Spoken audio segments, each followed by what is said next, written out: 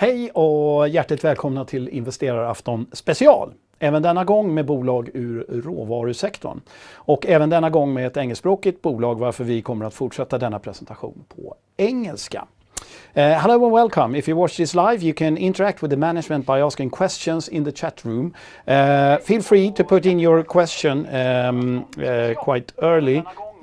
We will deal with those later.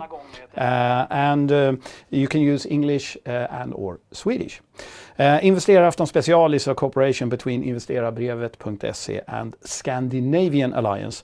Scandinavian Alliance is a full-service company expert and as such can connect you any company with Swedish investors. This broadcast is also brought to you via Investerarafton.se, Direkt Studios and the presenting companies. Today it's my great pleasure to present Douchane of BBX Minerals Limited. Andre, can you hear me? I can. Excellent, great. Good morning. Andre, please walk us through the wonderful world of precious metals, your assets, assaying methods, and how you will develop all this into shareholder value. Andre, the scene is yours. Thank you very much. I'd like to start just with a simple explanation of how do you have a successful project? It's well, to have a successful project, you have to have a few things. One of them is a great project. You have to have a great jurisdiction within which to build your project. And most importantly, you need a great team to get it all done. And I really believe that BBX has all of those. So let's get started and let's first talk about the team. And then after we talk about the team, I think it's important we talk a little bit about the company, the platinum group metals market. Why Brazil? Why is Brazil a good investment opportunity? And then move on to the projects, Trace Estados, Emma, and finally our assaying method and some other technology that we're involved in that we think is potentially a game changer. And lastly, we'll just talk quickly about BBX's plans to move the project forward. Board and management, we have a very small team, but it's a team with a huge depth, huge breadth, and a lot of international experience. Myself, Andre Douchane, I have built mines, fixed mines, run companies, and our chairman, Ken Gluckstall, is also a dusty old miner like myself. He has also built mines, run mines, both in North America and internationally. Between the two of us, we can build any project that you have. Ramon is a very good CFO. He knows the ASX well. He's a good secretary. We're very glad to have him. He brought activity-based accounting to the team, which allows us to really be able to budget and control our costs.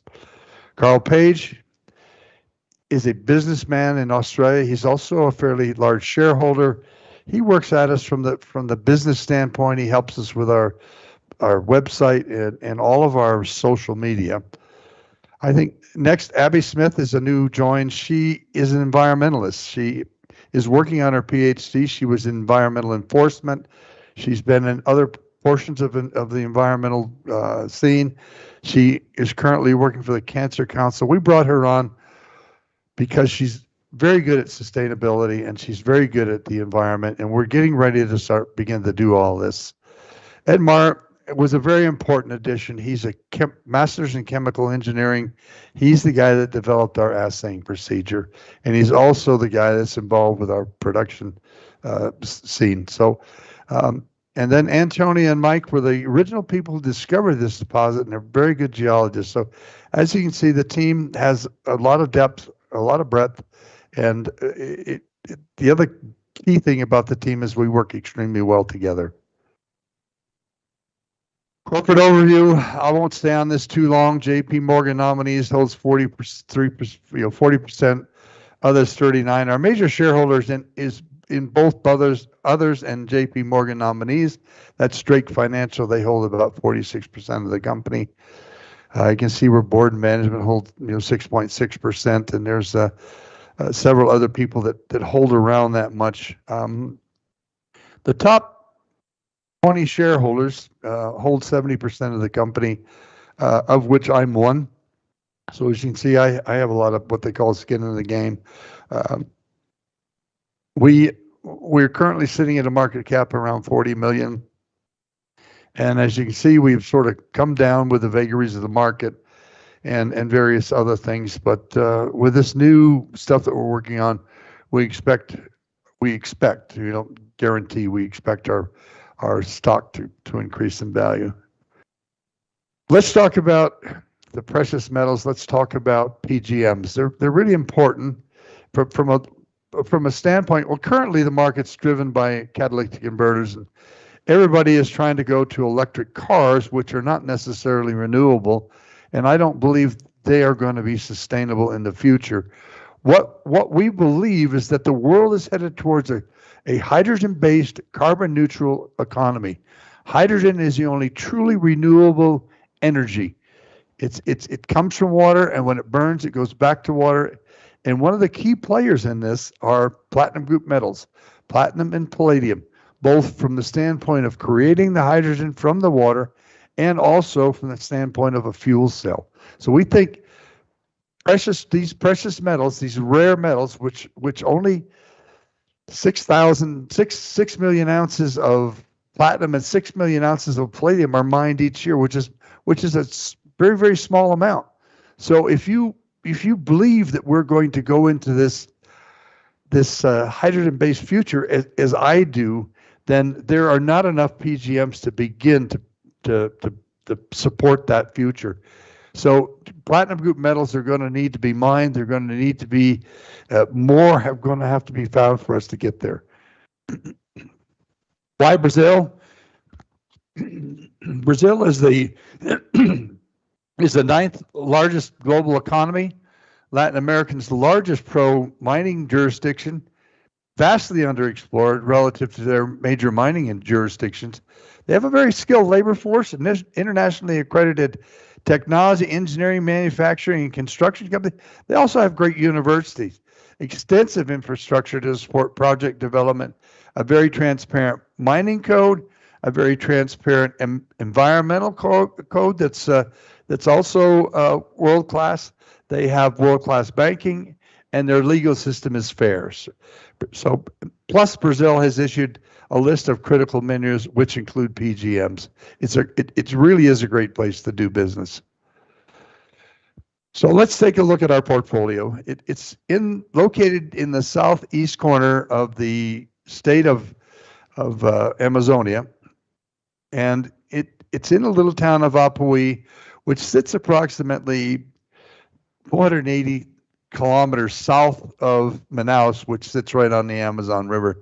So we're really not in the Amazon forest. We're in sort of farming and cattle country to the south. And as you can see, Apuí sits right on the Trans-Amazonian Highway. They have a commercial airport. There's a large workforce there. We have what's called all-weather roads to both of our projects. Emma 30 kilometers to the south, Tres Estados 60 kilometers to the east, which means even during the rainy season you can drive out there without any problems with an all-weather road. And then we're also about 80 kilometers from a fairly large river port. So getting in and out of there is not a problem, and it's not remote as you would think by looking at it. Tres Estados is one that's located about 60 kilometers sort of southeast of Apuí. The overall geology is pretty simple. It's a basic, I guess, fine-grained gabbro, or some people call it a dolerite, and it's defined by these large magnetic anomalies where magnetite has been altered into hematite. And it was first looked at because there were some local golden soil geochemical analysis and some shallow artisanal gold workings. So we chose to start assaying that first, simply because we had a sufficient density of drill holes to what we felt would make a JORC resource. We have a JORC resource. It's 590,300 ounces of combined platinum, palladium, iridium, and rhodium. And the value of 1 ounce of this given its combination, is approximately $1,750 US, which is about the price of gold. So, and if you want to put this into equivalency to some metal, then you would actually put it. I would say it's equivalent to a little bit over 1 million ounces of platinum. So that's roughly $1 billion in the ground. And I think the key point to this is it only covered 8% of the known anomalies. So the potential for this thing to multiply in size is very real. We also have an application for a trial mining license. Once that's approved, BBX will be allowed to mine 50,000 tons of mineralized rocks per year, which, if we choose to go into a small plant, test plant situation, then we can use that. If we're confident enough with what we're doing, we won't bother to use it. We'll go straight to permitting, which part of which will start in 2023 with the background information. Traces Datos York, you can see the average 5E PGM, which is gold plus 4 PGM, is 1.168 grams per ton. And that's the combination that I talked about being worth $1,750 US per ounce. This is another key slide because, again, it talks about the only 8%. But on the left of your screen, you will see the model of the ore reserve. First of all, it's only 63 meters average depth, and second of all, it comes right to the surface. So it's very amenable to surface mining operations, which are very, very cheap compared to typically these products are found underground, and if they're narrow vein, they can be as much as over $100 a ton to mine. If they're much wider, then they can be less. They can be in the $30 to $40 to $50 US. I'm talking US dollars per ton to mine. So surface mining really takes that mining cost off the table. This is just an area of where we drilled and what we assayed. On the far right, you see Tabakal. That area is currently under contract to also have a resource put on it. We're expecting that sometime first quarter. They haven't started on it yet, and since we're going into the Christmas season in Brazil, I don't expect them to start on it until January 1, but it shouldn't be too difficult for them to develop an additional resource there. Emma is located just south of Apuí, about 30 kilometers. It's very similar in structure and material to these primary deposits of gabbro, of volcanics, and we are currently doing some assaying down there, which was the 2017 program, and that will probably conclude this month. At which time I'm sure they'll shut down for the Christmas break, and then coming back 1st of January, we'll finish up with the 2020 program and the rest of the holes that we haven't assayed yet. Let's talk about the assay procedure that Edmar and his team developed. We discovered this early on, but then we couldn't get, I would say, kilns that could go high enough in temperature, but we did finally find some. They're called a Vulcan furnace. They're capable of 1800 degrees. We only need to get to 1550, which a typical assay furnace will not go that high. They go up to 1250 degrees centigrade.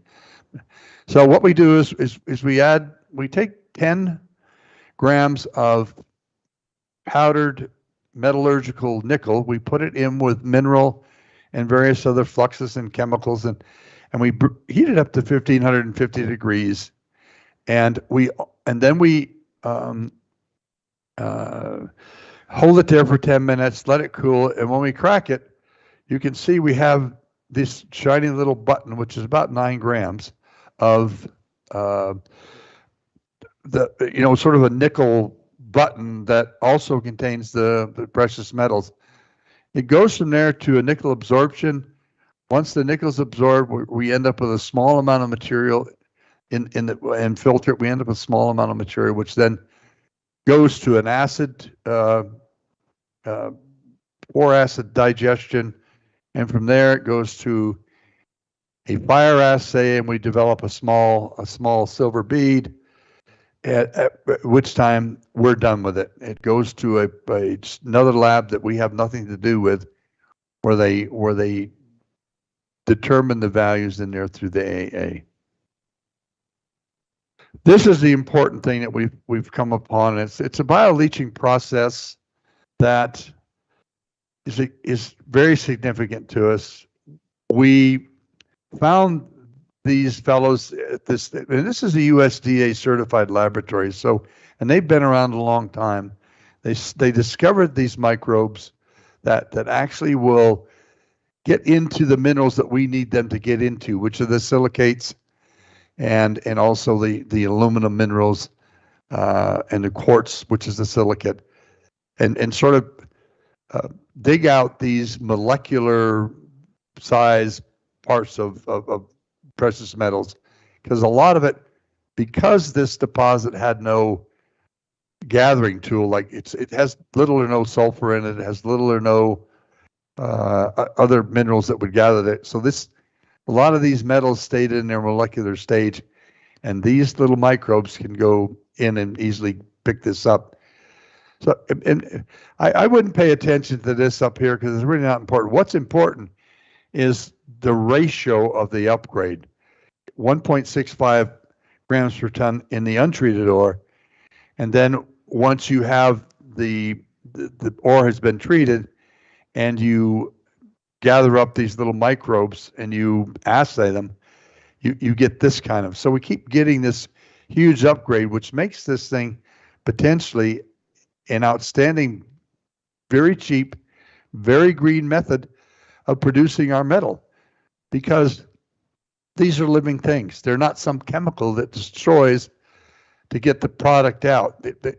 And they're non-toxic. They're just living things. So once they've done their job and they've absorbed the metals we need them to absorb, and they're rents free from the rock, you end up with basically a clean sand, and then this stuff on the other side. So there's no environmental impact on this. GM market, you can find this this presentation on our website. This just shows basically the area where PGMs are really valuable when we start to get into this critical for clean hydrogen technologies. Sustainability, yes, that's what Abby was brought on for, and that's what we're really setting ourselves up. You know, what does sustainability mean? It means to have the best environmental programs, have the best safety programs, have the best resources available for the community and your employees. Do the best you can for the community in which you're doing business, the state, the country, and your shareholders. And I guess in the end of the day, once you decide that you're going to adhere to a sustainability regime, and as Abby says, if you're looking at your business through the same lens all the time, then it is part of your business plan, and sustainability is part of our business plan. Lastly, I'm going to talk about next steps. We need to complete our assaying. We will complete that sometime in first quarter. We did define a current JORC resource, but we will update it. That will happen first quarter. We need to complete the metallurgical test work, including bioleaching. That we're hoping to get completed also by first quarter, and get set up in March to be able to do some bioleaching in conjunction with our new drilling that should start on April 1st. If we get the drilling started on April 1st and we get the metallurgical, the bioleach going in conjunction with our assaying, what we intend to do is just get on trace estados and begin drilling out that resource and upgrading it to indicated and hopefully measurable in some areas. And we should have sufficient information by fourth quarter, October, to begin working on a feasibility study. And with that, I thank everybody for their attention, and I know it's late in your afternoon, but it was my pleasure to present this, and I'd love to try and answer some questions. Excellent, Andre. Thank you for that. Very informative. And I will kick off with exposing my own ignorance here. And if we look at PGM here, platina, iridium, osmium, palladium, rhodium, and ruthenium together, I mean, they're brought together because of their let's say, ability to do stuff on a technology basis. But my question is really, do they walk in tandem when it comes to price? Because if I want to value you, I would like to keep an eye on these different metals and the price development. I can answer that question. It's the PGM market is something that's fairly opaque. I've spent a lot of my life in it, and I understand it. What's happening here is maybe 3 or 4 years, I don't remember exactly when, but Volkswagen got caught with thrifting too much platinum group metals in their catalytic converters, and they really weren't working. So they had to do two things. They had to up the metal content in the ones that they were producing, so they worked, and they also had to replace the ones that they had thrifted too much. So what happened was it overran the palladium market and drove the price up to $2,400–2,500. And if you look at the statistics as put out by Johnson Matthey, in 2021 there was 6 million ounces of palladium that was mined, but the demand was 10 million. And where'd that other 4 million ounces come from? Well, it comes from a lot of places. Some of it comes from some of it comes out from what I would call a stash or somebody holding the metal. A lot of that metal is actually held in Zook, simply because of it's a safe haven. There's no taxes on metal, and you don't have to report how much metal you have if you're housed in Zook. And I think the Tiger Fund is probably one of the bigger ones that hold lots of people hold metal. So that's where it came from. But what's happening, and what started to happen about 2 years ago, was that the major automobile manufacturers said, wait a minute, we need to switch to platinum because it's cheaper. So you just can't do that. You have to go back through the whole permitting procedure, and you have to start doing the whole thing again with the engine, transmission, and catalytic converter. But they're ready to go. I noticed a slight blip in October when the automobile companies normally sort of, buy some more and flip up for the year. I noticed that platinum went over $1,000 and then dropped back. It's my belief that we're going to see platinum at $1,200 by the end of, by next June, and we're going to see palladium a little bit lower. Okay, interesting. Should be interesting to follow that. And while I'm on the line here, if you can switch the camera to yourself, we can see the BBX minerals here. But it would be nice to see your face as well. I have another question regarding macro here, and that's inflation. Is that affecting you in any way, or are you able to offset that in any way? No, we're not getting it at this juncture. I think the biggest effect we have is FX, the foreign exchange, because as you know, the Australian dollar, which is where our company is, has weakened in badly in recent months. But the Brazilian reais remains strong, and it actually they chose. Don't quote me, but a year and a half or so ago, or maybe before that, they chose to raise their interest rate in their savings accounts to 10%. So they got a huge influx of money, and due to that, their monetary value has remained the same or a little higher. And given where you are in Brazil, is it difficult to find skilled workforce? Absolutely not. There's as I said early on, Brazil has a huge amount of very skilled people. And how do you get the team that you have? You started a presentation here, and it's quite impressive CVs. But how do you get them involved in the company? And do they also have skin in the game as you? Most of them do. I was brought on by the major shareholder in 2019, sorry. And we at that point in time, I started to rebuild the team. And these are folks that I have met or were known to me. Ramon was not, and nor was Edmar. And there's a good example. I mean, Edmar's Brazilian. He was working in Brazil for Anglo.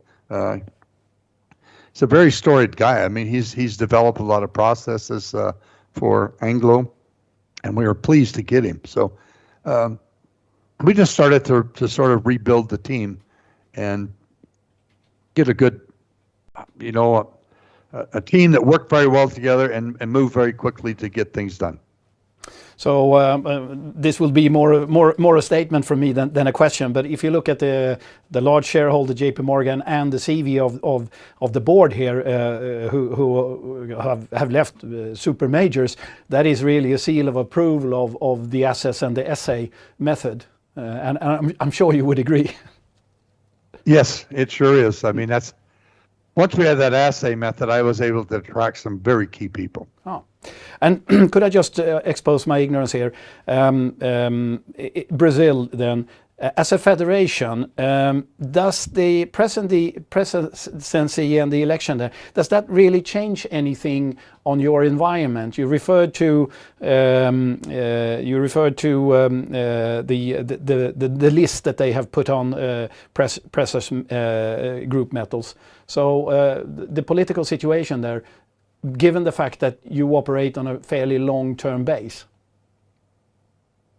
No, I think we're fine there. I mean, Balthazar lost the election to Lula. It was a very tight election. I mean, it always bounces back before, basically between the two parties and the Labor parties. And now, what does that affect? It doesn't affect us at all. As a matter of fact, it may help us to some degree. Everybody wants to develop the country. I think Balthazar made a comment maybe a year ago. He said, "We have everything, but we have nothing." And what he meant was that Brazil is a hugely rich country when it comes to natural resources, oil, minerals, and they really haven't developed them. And I think what Lula brings is that, yes, let's develop our minerals, but let's develop them sustainably. Let's make sure we follow the rules. Let's try and get rid of some of these, what they call artisanal miners or gallamperos, who go in the jungle and make a mess and then leave. So they want to regulate that more. They want people like us that are going to come in there. We're going to actually do the job right. So it pays to be a good citizen then in Brazil. It does. And you mentioned that PGM here is included in the list of critical minerals. What does that mean in practice? Well, it means we'll be given preference. All right. Okay. So the government really wants you to succeed. Yes, it's not. I'm not saying we're going to be able to bend the rules. What I'm saying is that when we make our applications, because of what it is, they will be given preference to be looked at. And in an environment of rising interest rates, I can't help but notice your debt situation or the lack of. Walk us through the balance sheet. What's the genius with no debt? In this environment, I can see that, but going forward. We don't have any debt at the moment. I mean, typically you will finance this type of thing, exploration, research. You'll finance that with equity. We won't pick up any debt until we start to build the plant, and do the mines. So given the environmental rules, it's like any other country. We'll start with that background in 2023. We should be able to begin permitting in 2024 once we have a feasibility done, because you can't permit a concept, you have to permit an actual design. And with that feasibility will come 14 or 15 drawings that will allow us to permit. And then that permitting process will take 2 years. So we're looking at 3 years from the beginning of 2023 to be into production. That's when we'll probably have some debt. So you have your house in order for what you want to do for the next coming years, which is interesting here. Would you be interested in partnering up with someone? Absolutely. And obviously, my last question here is from the net here. Are you for sale at this point, or do you think that you will be able to create a higher value? No, we're not for sale at this point. This stock is so badly undervalued. I mean, you look at there's a, on 8%, we have $1 billion in the ground. We have let's just say 500 million shares out, which is not unusual for an Australian company. So do the math. I mean, is it one for one? Never. But the point is, we should. I believe we're undervalued, greatly undervalued. Excellent. I'm not selling my stock. I guarantee you that. No, and that I think that answers the question perfect. Andre, it's been a pleasure. It's been very educational and very interesting to get to know the company. I wish you the best of luck, and we will watch this space. So thank you very much for that. Thank you. Yep. Thank you very much for the opportunity. Yeah, our pleasure. Och till alla er andra här som har tittat och har frågor, skulle det vara flera frågor här, så hittar ni mer information på BBX Minerals hemsida. Och med detta så tackar vi för den här sändningen. God jul!